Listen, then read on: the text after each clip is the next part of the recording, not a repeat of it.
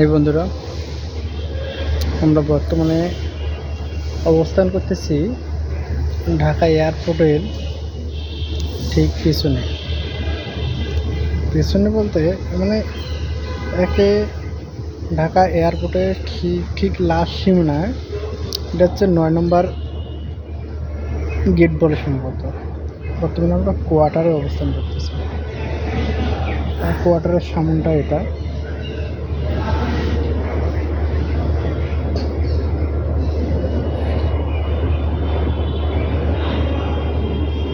খুব সুন্দর একটা দৃশ্য। এখানে পরিচিত ছিল, যার কারণে এখানে আসতে পারলাম এবং অনেক কিছু দেখলাম। সেই অনেক কিছু দেখাইলো। বিশেষ করে ভালো লাগছে যে এখানকার কিছু শেপার্ড ডগ আছে, যে ডগগুলো দিয়ে গাড়ির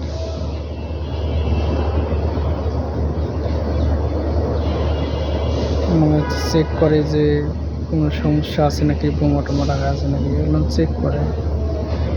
শেপার্ড ডগগুলো দেখতেও খুব সুন্দর ছিল, খুব ভালো লাগলো অবশ্য।